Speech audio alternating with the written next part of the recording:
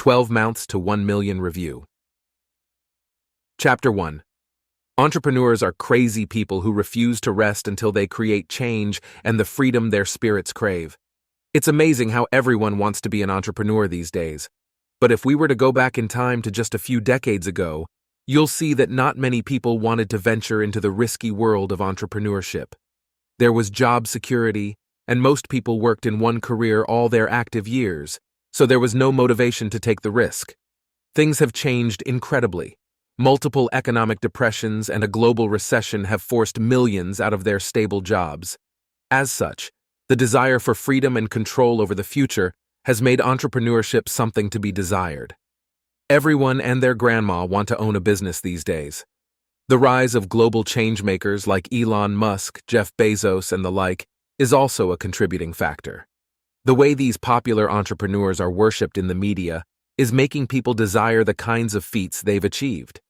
Is entrepreneurship really something to be desired? Absolutely. And of course, this summary will teach you how to become a successful one.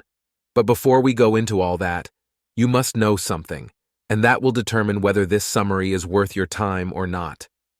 The thing is, entrepreneurship is not for everyone. As glorious as creating businesses and selling them may be, that kind of stuff isn't for the entire population.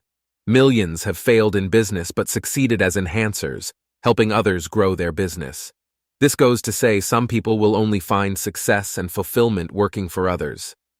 Your unique wiring falls before leaping to start your first business. Are you ready to pay the price that entrepreneurship demands? The journey isn't as cozy as the media depicts. When you look past the glory, you'll see that entrepreneurs live mostly lonely lives. Confusion and uncertainties are also things they deal with consistently.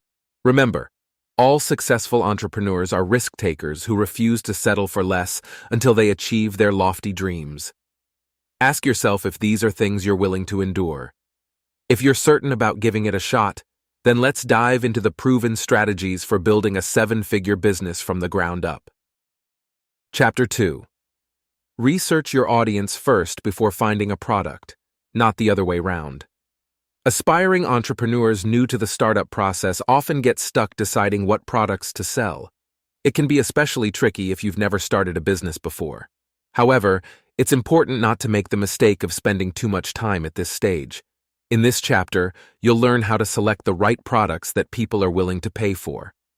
First things first, don't start selling randomly just because you've identified products that sell. That's what newbies do. They search the internet for hot products and then get them at wholesale prices to sell. That's a short-term strategy. A competitor can knock you off any time, particularly because you're just selling on merchant sites and don't have real customers. Remember this, successful businesses are built through branding, not quick sales on merchant sites you don't have control over. What to do instead? Build a brand that sells niche products to clearly defined customers.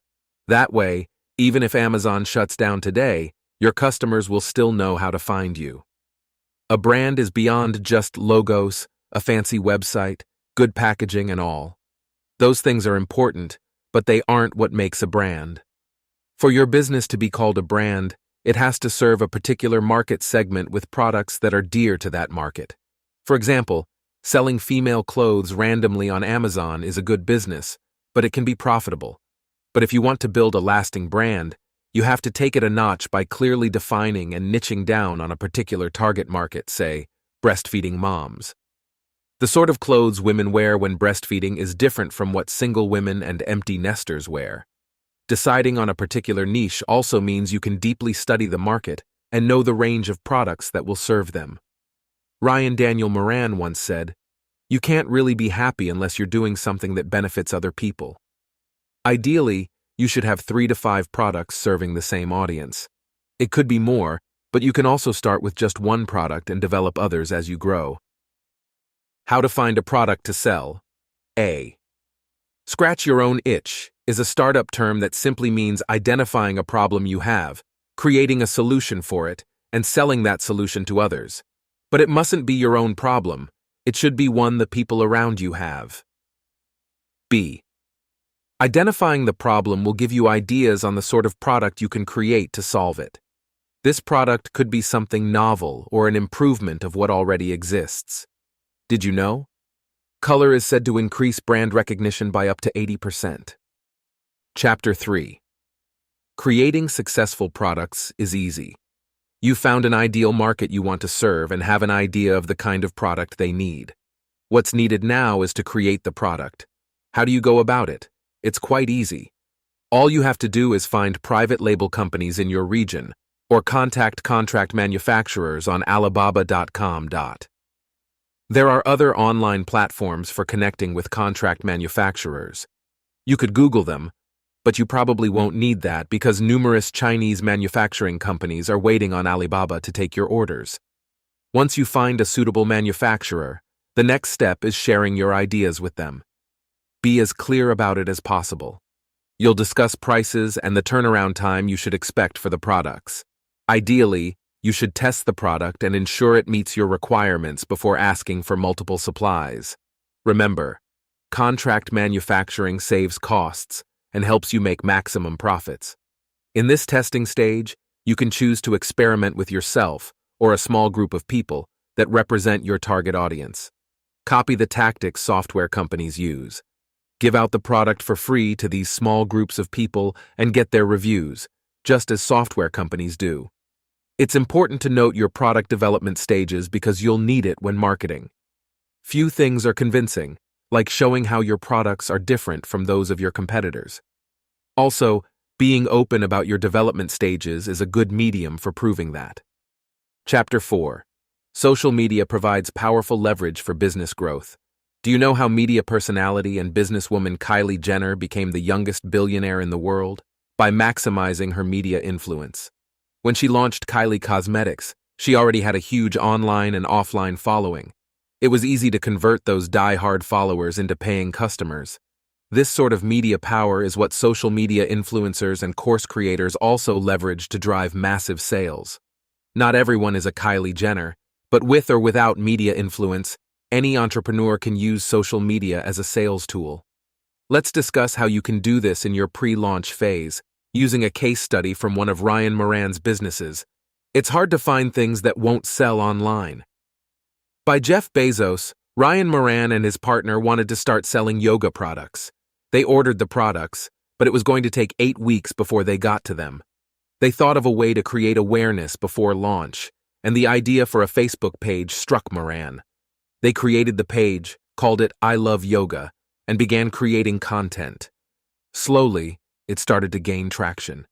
People were following and engaging with the page. Moran and Sean, his partner, used the page to talk about their products shortly before their shipment arrived, and they got a ton of pre-orders from that tactic. Remember, use engaging content to attract a highly targeted and qualified audience to your online presence, then sell your product to them. This is an evergreen strategy. You may not use Facebook pages depending on the nature of your business, but find a social media platform that suits your product. Begin creating content your audience will love even before launching. Also, run social media ads and podcast ads if you have the budget. Some entrepreneurs have also found success from using niche influencers to market their products. All of these are things you can do without any massive followership. Heck, you can leverage social media even if you just opened accounts today. You just have to be strategic about it. Chapter 5. Success in business requires making your product unique. Most entrepreneurs think that to be successful in business, you need to reinvent the wheel or change the face of your business entirely. But this is not true. The key to your product becoming successful is making it different, even if it's just in one small way. If you keep reinventing or what you have is not unique, you will not get the desired success. Remember, don't waste time trying to reinvent the wheel. Simply give your customers what they already want. To make your product successful, focus on refining and creating something unique, not revolutionizing. You may be tempted to pursue perfection, but perfect doesn't sell. Quality and uniqueness do. Peter Diamandis once said, "If you are not embarrassed by the first iteration of your product, then you aren't moving fast enough." Instead of trying to guess your way to success, focus on getting more feedback on your samples so that you can refine what isn't working and really target those who will be receptive to your product. Address a pain point with your product. Reach out to those who have that problem, and then get feedback in the form of sales. The longer you search for the perfect product or the ideal branding, the longer your product lives in fairy dust land, rather than in a reality where it can secure you that financial freedom you crave. Some people believe in improving their packaging, working and reworking a logo, and changing the color of their plastic wrapping, considering 100 different fonts for their brand name. These don't always work. If the product speaks to your customers, they'll get it regardless of the plastic you wrap it in. Branding, logo, and your overall design are all going to be important in expanding your reach. But you can change that later. The only things you can't change later are the things that prevent you from making a sale in the first place. Refining your product and making it unique is a never-ending process. Mistakes, even bad ones, are a part of this business. No amount of preparation ensures a perfect process. Did you know? If you're selling a product on Amazon, most people won't even notice your packaging. For the customer, the packaging is a brown Amazon box on the doorstep. Chapter 6. Money is like a double-edged sword. It can grow your business or kill it. A good piece of advice for entrepreneurs is to start small and grow fast. You want to bootstrap your business for as long as possible because doing this will give you the independence you need to grow and learn at your own pace. Aside from making you lose some level of control over the business, taking money from outside investors means you have to be accountable to someone. That can be a good or bad thing, depending on your goal with the business. If you're after a lifestyle business that will enable you to have the freedom you want, then jumping to get investors' money might not be a good option in your early days. However, if your business has grown to the stage where you need to expand but can't afford the capital, you should seek investors. It will be easier at this stage because you have proof that you can multiply any amount given to you. Remember, money is an amplifier, not a change agent. It doesn't turn bad ideas into good. If you need extra money for your business but don't want to get investors involved, there are still two options for you. First, you could make use of crowdfunding. Sites like Kickstarter have helped entrepreneurs generate the capital they need to expand. The second option is to get a loan. Debt is often considered a negative thing, but that's not necessarily so. There's good debt and there's bad debt. Bad debt is loaning money to spend on liabilities like fancy cars, but when you borrow to invest in a venture that could multiply the money, that's good debt. So, the bottom line is to bootstrap for as long as possible before seeking partnership or taking loans. Chapter 7. After deciding what to sell, the next step is building a list of prospective customers. Deciding what to sell is a step that is difficult for most people to take. Instead, they sell their time in the form of a 9-to-5 job. Deciding what your business is going to sell, who your customers will be, and getting your product made is no small task. That's why most people never even make it to this stage. Remember, deciding what to sell is the most important part of the business process. As the adage goes, nothing really happens until something is sold. During this time, you will likely obsess over every detail, and you will overthink every decision. You will feel tempted to follow different people's advice or to create complex sales systems. But you must always remember that you have just one job: make a sale. You can make a list of prospective customers or put something on social media that talks about your products. Then, call those customers personally, email them, or send them a message. Sometimes you have to think very small in order to focus, but doing that creates momentum that very quickly builds. Right now, your focus is 100% on making sales, and you'll have to resist big thinking to do the work necessary to take those orders. You don't need to be a social media celebrity or even have a following to guarantee sales of your product on the first day. You just need enough brains to put the cards in your favor by engaging a prospective audience. The first few months in business are called the grind because that's the period you do a lot of work. It's normal for new business owners to feel discouraged, anxious, and worried when they don't get sales right away. But you can beat this by taking the following positive steps. Run advertisements. Your target should be to get more audience for your business. Engage that audience with content that appeals to them. Document the launch of your product so that your audience is primed and ready to buy when you launch. Getting to this point is hard work, But if you can do it successfully and get your audience or prospective customers prepared for your product, you will beat any barriers. Conclusion. In this summary, we considered steps anyone can take to build a successful company from the ground up.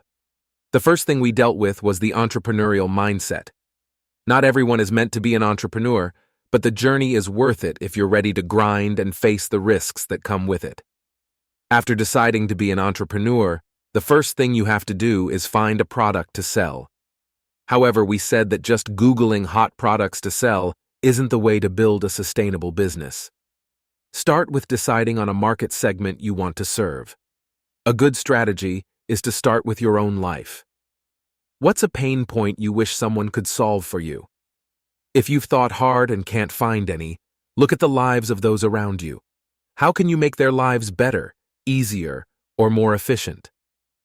Identifying a market segment and its pain points will give you an idea of the sort of solution to create or improve on. Next, find private label companies or contract manufacturers who can help develop this product. And if it's something you can do yourself, great. When your product is cooking, start making noise about it on the internet. Create digital footprints for your brand. Run ads to get more eyeballs on your content. Then create pre-order offers that your warmed-up audience can't refuse. Grow your business from no sales to several sales a day, and then to multiple sales per day. As the business grows, you may want to sell it off to bigger brands or keep it. If you decide to sell it, don't make the rookie mistake of not thinking things through and researching enough to negotiate properly. Your business is yours, so you should be in control when negotiating. It's up to you to decide if you want to sell everything or just a stake in the business. Don't let anyone make that decision for you. Try this. After this summary, start searching for problems you could create products to solve. Once you've found something you think your audience will love, conduct research on Amazon and social media to see how profitable similar products are in the niche. Only build a business when the products are selling well. Thank you for listening. If you want to master your mindset, check out the other books on our channel. Share this video with a friend that needs to hear this lesson.